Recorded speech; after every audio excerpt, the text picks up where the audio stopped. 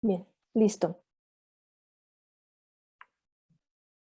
Ok, ¿alguien quería comentar algo más?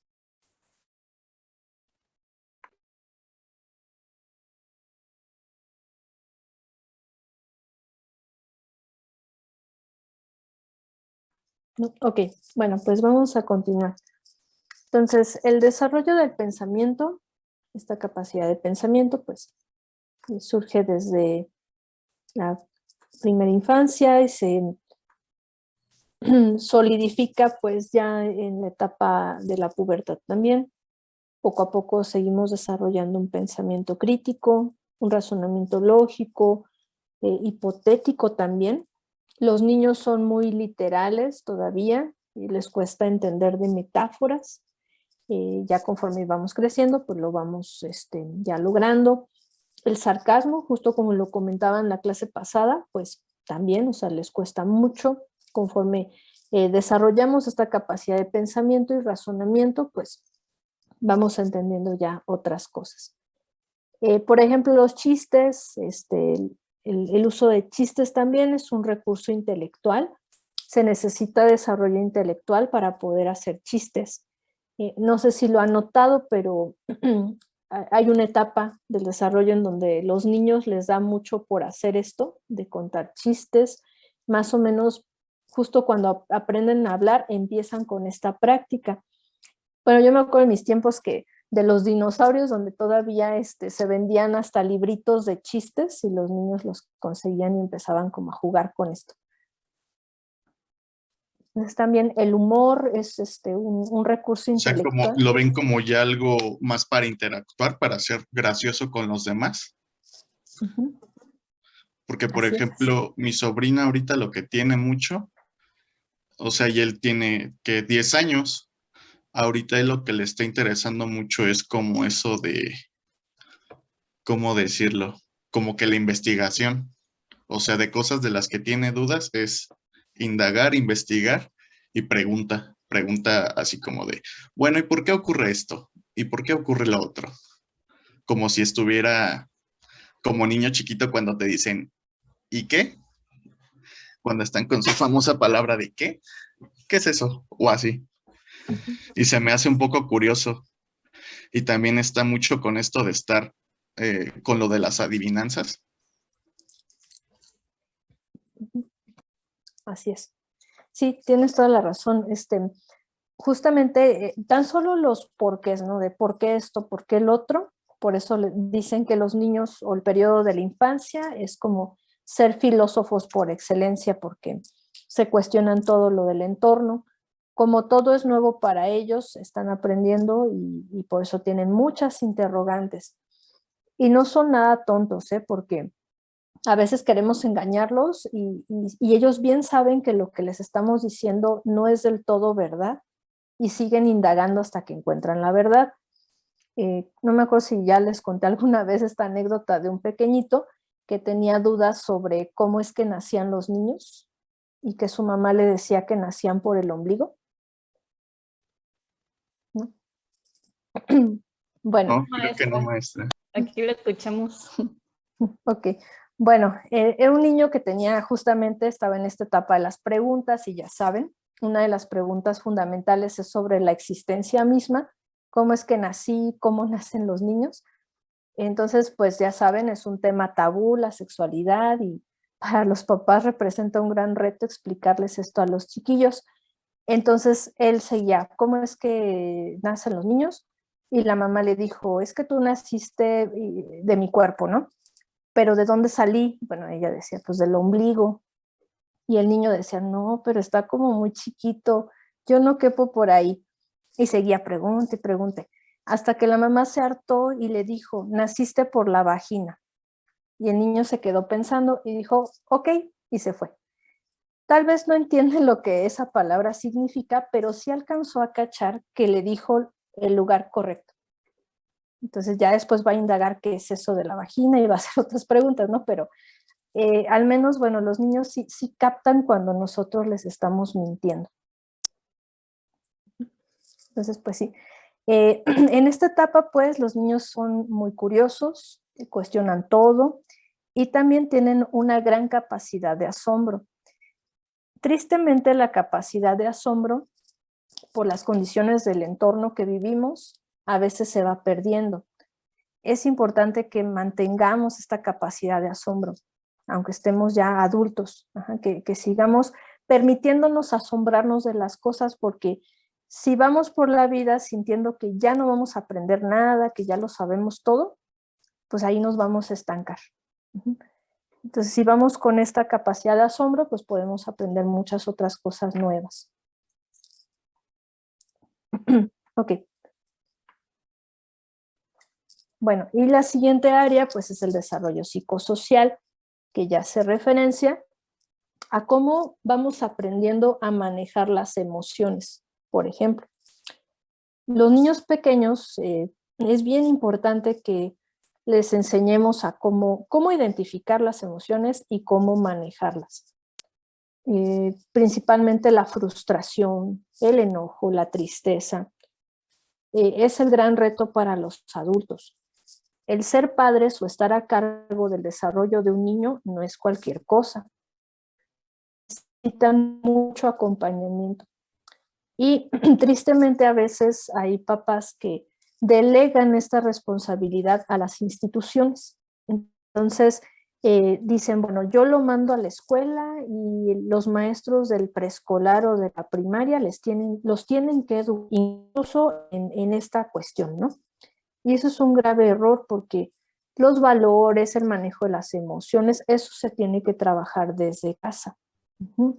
Y tristemente, como les digo, se delega ya tanto esta función que ahora hasta se incluyen materias ya de esta índole en los planes académicos de las primarias de la actualidad. Ya tienen estas materias, ¿no?, que se llaman inteligencia emocional, manejo de emociones, en algunas escuelas, no en todas. Pero es decir, ya se les está dejando completamente la responsabilidad a las instituciones. Entonces, justo vemos, por ejemplo, en cuanto a generaciones, cómo hay generaciones que tienen mucha dificultad para manejar ciertas emociones. La frustración, la ira, por ejemplo, ¿no? Entonces, a veces pensamos, por ejemplo, que solamente tenemos eso, emociones, pero es una gama tremenda de emociones que podemos sentir. Más adelante damos un espacio también para identificar esto de las emociones. Les paso por ahí la clasificación para que hablemos un poquito sobre el tema. Bien. Bueno, por ejemplo, casos así tremendos, ¿no? Terribles. Hablando de México, con este enfoque de género, hablando de los feminicidios. Muchas veces cuando analizamos los feminicidios, resulta que hay varios casos en donde la mujer fue asesinada por su pareja porque hubo un previo en donde la pareja dijo, ya no más, hay mucha violencia, ya no quiero estar aquí, y se separan. Entonces, hay varones que no toleran ese rechazo, ¿no?, por así decirlo. ¿Y cuál es la reacción? No identifican su emoción, no saben cómo manejar estas emociones y reaccionan con violencia. Y desafortunadamente, bueno, recaen en este tipo de acciones. Entonces, es bien importante que trabajemos las emociones y los valores desde casa, desde la infancia. Bien. De hecho, la mayoría de los asesinos seriales justamente en estas etapas es cuando tienen ese tipo de problemas, ¿no? Porque no sienten como que el vínculo de apego de, por ejemplo, hacia la mamá, hacia el papá, o es cuando empiezan como usted mencionaba, a delegar todo este tipo de responsabilidades a otras personas. Pues que se hagan cargo allá. Así es. Y lo peor del caso también es cuando a veces se le delega a las redes sociales o a la televisión, o sea, lo sientan ahí a que vean programas, pretendiendo que los niños van a aprender ya porque vieron un Es programa. educarlos con violencia o algo así, ¿no? También. O con valores que no están, pues ahora sí que bien sentados en las bases. Porque justamente ahorita que mencionaba lo de los feminicidios, una disculpa por hacer mención. Es que me gusta mucho este tipo de cosas, maestra. Sí, adelante. Por ejemplo, Ed Kemper, asesino serial en Estados Unidos. O sea, al final de cuentas, lo que él siempre buscaba fue la validación de su mamá. Y por ejemplo, él asesinaba a señoritas universitarias porque la mamá trabajaba en la universidad y porque para ella siempre fueron, ¿cómo decirla? Las tenía como en un pedestal, diciéndole a su hijo que él nunca podría estar con una mujer de esa índole. O sea que porque siempre las consideró mejor que a él. Y para hacerla molestar o por sentir ese como rechazo, o sea, era como que el perfil de señoritas que estaba buscando para asesinar. Okay. Y era como, según lo que yo había leído, era más que nada por eso, porque siempre sintió como que ese desapego emocional de su madre que nunca estuvo así, pues con él, ¿no? Ok. Sí, también como en este tema de los asesinos en serie, hay un asunto ahí del género que está como también muy implícito. Y bueno, algunos casos de estos individuos se habla también de un abandono masculino por parte del padre, y casualmente, ¿no? Y ahorita que lo dices, y bueno, lo De hecho, vinculo lo que con... mencionaba sobre Ed Kemper, su Ujú, papá era una persona muy, ¿cómo decirlo? O sea, era muy bueno ujú, realmente con él, pero en este caso su mamá, la figura materna, era dominante. O sea, el papá era también como de, no vales nada. borrado. Ujú. Ajá. Ok, muy bien. Cedemos la palabra a Erika y ahorita sigo comentando. Adelante. Bueno, iba a decir algo que tenía que ver con eso, que bueno, una vez también lo vi en un documental que decía que como señales de que, como indicios para un asesino en serie, era un golpe fuerte en la cabeza, una relación disfuncional con alguno de sus padres y pues violencia, bueno, y por ejemplo el maltrato a los animales. Entonces, bueno, creo que ahí involucra toda la parte biopsicosocial porque son factores en diferentes sentidos que comprenden al ser humano. Así es. Gracias, Erika. Exactamente porque si un individuo tiene a lo mejor una predisposición genética, hablando de la esfera biológica, como esta predisposición a desarrollar una especie de trastorno o violento o ser un asesino, eh, si el entorno, no hay elementos del entorno que incidieron en esto, pues no se va a desarrollar. Justamente, están articulados, pues. Si hay predisposición genética, pero también el entorno ha propiciado, la dinámica familiar, la relación con los papás, todo eso son detonantes. Entonces, bueno, nos decía, cómo hay algunos que buscan coherencia, ¿no? También, bueno, ahorita les pongo un ejemplo. Primero, creo que alguien más levantó la mano, ¿o no? Es que mi internet está un poquito lento y no, ¿verdad? Bueno, vamos a seguir entonces. Bueno, esto de educar con violencia. Ay, perdón.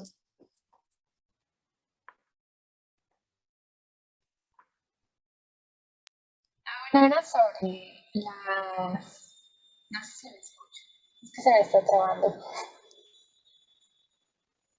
Mm, Casi no te escucho. No, no sé si es mi internet. ¿Los demás la escuchan? Se escucha muy, muy, No, muy lejos. Muy leve. Ok. Voy a apagar tanto mi cámara a ver si eso ayuda. Es que me aparece este anuncio de mi internet es inestable, entonces tantito mi internet y tantito el de la compañera no le alcancé a escuchar.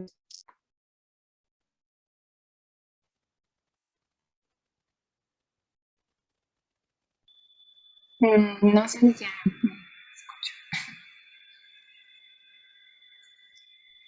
Más o menos.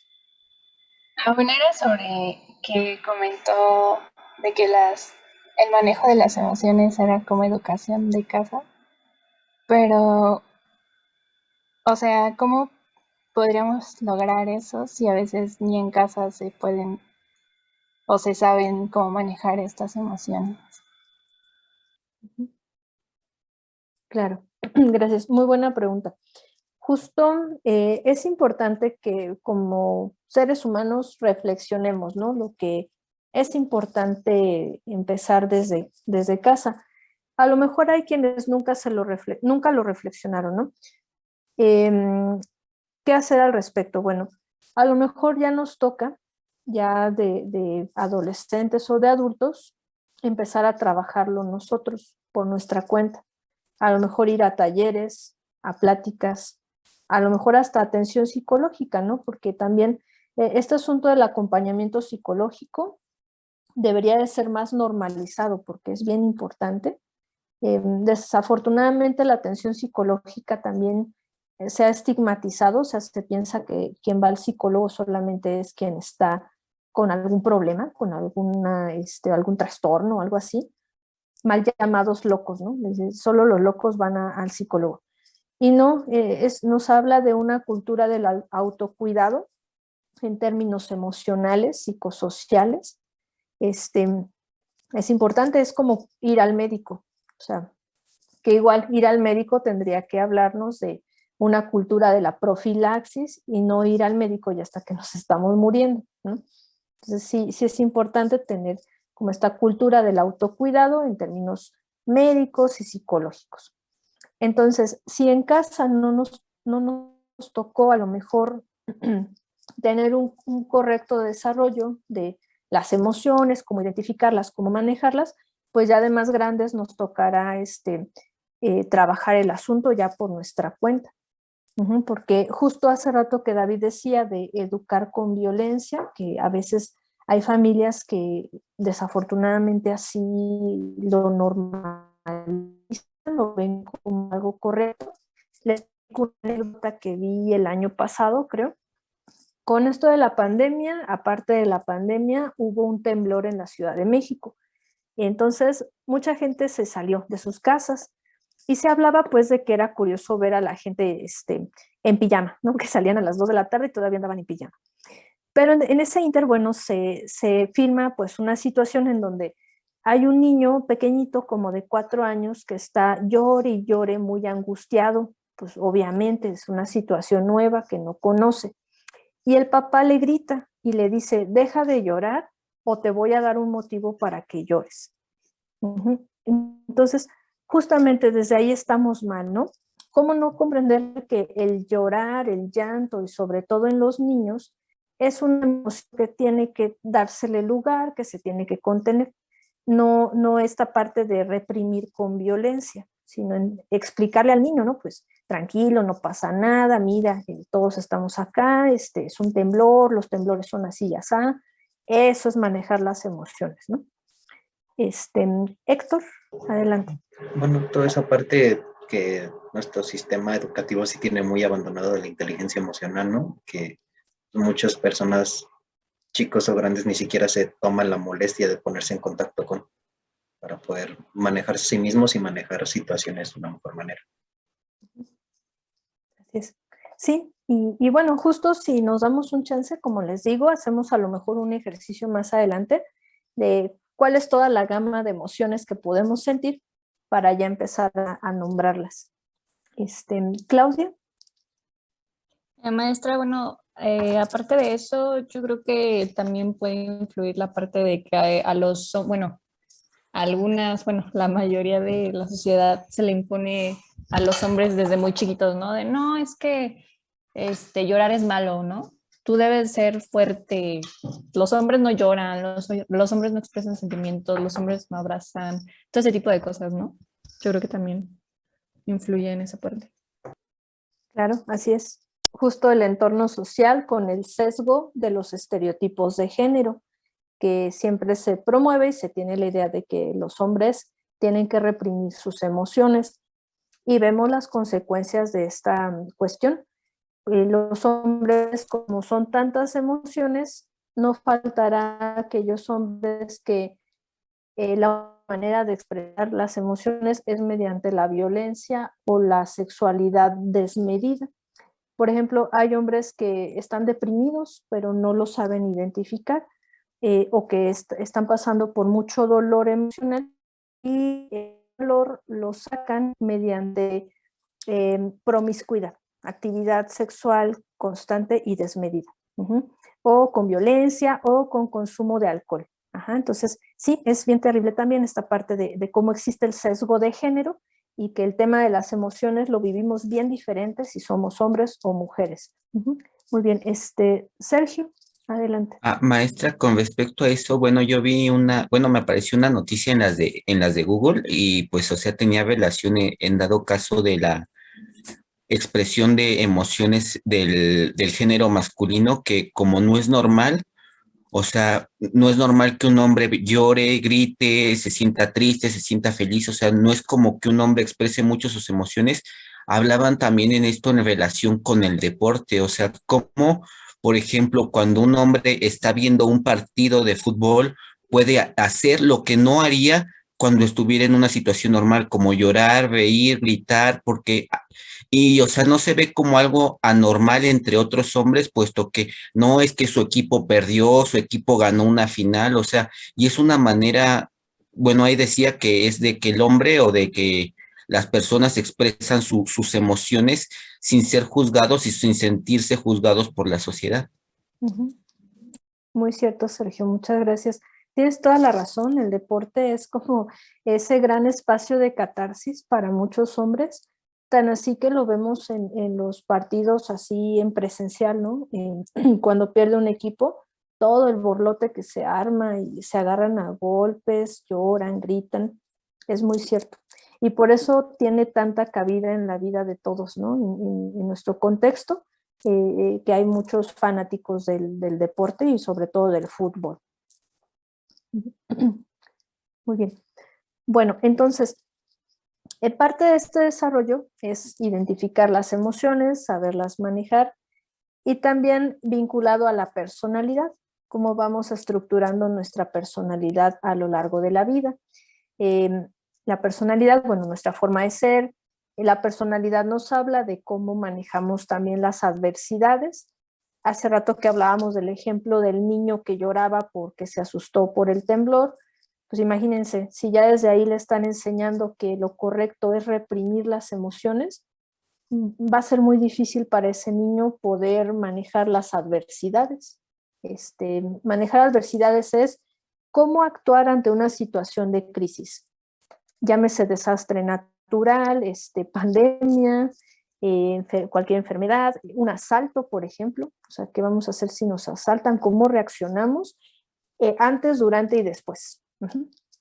Entonces, pues sí, es parte del desarrollo de la personalidad, valores, comportamiento, etcétera. Ya más adelante profundizamos un poquito más en este segundo punto. Otra característica de esta área a desarrollar es la sociabilidad.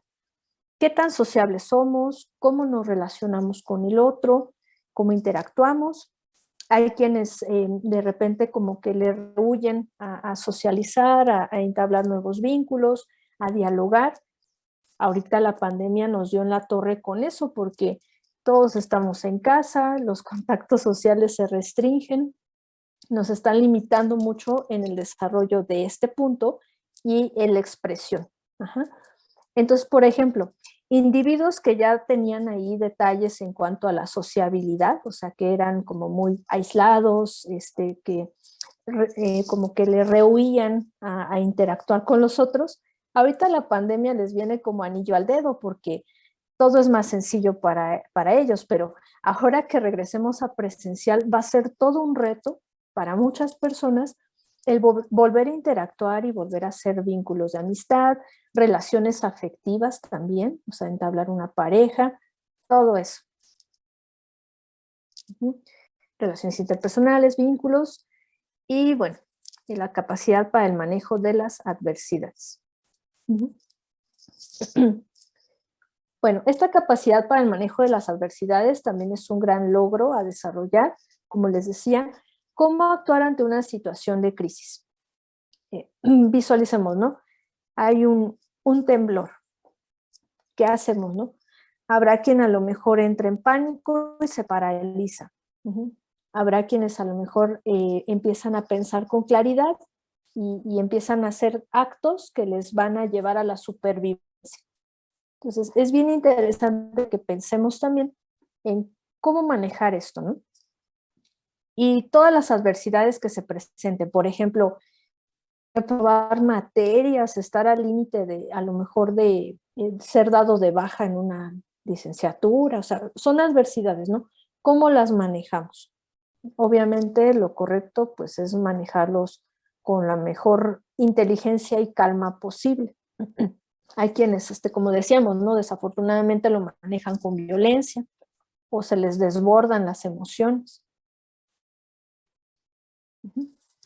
Muy bien. Hasta aquí tienen preguntas, comentarios. No, maestra, creo que todo bien. No, maestra, todo bien. Ok. Bueno, entonces ya para ir cerrando, a partir de mañana ya en el campus virtual les va a aparecer la tarea, las películas, las voy a mencionar ahí. Y bueno, ¿qué es lo que tienen que hacer? Básicamente, de estos casos que les voy a mencionar ahí, tienen que identificar en qué etapa del ciclo vital se encuentra ese individuo. Por ejemplo, de la película La Habitación, pueden analizar el desarrollo del el personaje, bueno, el niño que se llama, ahorita se me fue el nombre, bueno, del niño o de la mamá del niño. Y pueden decir, bueno, el niño se ubica a lo mejor en la etapa de la infancia temprana y tienen que identificar, hacer como un cuadro comparativo, si quieren les subo más claramente las instrucciones, en donde tienen que poner, por ejemplo, de acuerdo a su etapa, ¿cuál es lo correcto? El desarrollo normal en términos fisiológicos, cognitivos y psicosociales. Y la comparativa en cuanto a cómo es la realidad de este personaje, este niño, cómo tiene esas características, ¿no? Cómo es su desarrollo físico. Por ejemplo, el niño tiene bajo peso, tiene un sistema inmunológico deteriorado, ya irán viendo por qué. Entonces, hacer esa comparativa. Un niño de 4 años, de 5 años, en términos saludables, tiene que estar así y así en cuestión fisiológica. De esta manera, en cuestión cognitiva, psicosocial. Y este niño pues tiene estas características y hacemos la comparativa. Lo mismo con Zain, el niño de la película Cafarnaúm. Lo mismo con el caso de la familia Turpin. Pueden elegir ahí en general a todos los niños Turpin o se pueden enfocar en un solo caso. Bueno, los niños Turpin, por ejemplo, les digo, es una pareja que tuvo como 12 hijos y no los dejaban salir. Los tuvieron recluidos en casa. Había maltrato psicológico, físico, abusos, mala alimentación. No los dejaban bañarse, tenían que bañarse una vez al año y esa misma vez que se bañaban era el mismo día que los sacaban al exterior, los llevaban a Disneylandia. Hay una fotografía en internet en donde se ven a todos los hijos de esta pareja y los más grandes tienen 20 y tantos o hasta 30 años, creo que hay una chica de 30 años, y su cuerpo se ve como una niña de 12. Entonces, ahí pueden agarrar mucho material para ir haciendo la comparativa. Bien, entonces les encargo que trabajen eso y lo de la firma del programa. Sí, maestra, de acuerdo. Si se puede, de una vez les subo esta presentación para que se apoyen y puedan ir redactando su análisis y chequen aquí las etapas del ciclo vital y las áreas del desarrollo que hoy platicamos. De acuerdo, doctora. De acuerdo, maestra, muchas gracias. Muy bien. Al contrario, gracias a ustedes y bueno, si ya no hay comentarios o dudas, pues ya se pueden retirar. Yo sí tengo una duda. ¿El siguiente miércoles estaríamos entrando a la misma hora o ya sería como...? cierto. A las 3, sí, por favor, para poderme trasladar, porque sí me va a tocar ir otra vez a campus. Sí, maestra, muchas gracias. De acuerdo, maestra, muchas gracias. Muchas gracias, doctor. Buen día. Hasta luego. Bonito día. Igualmente.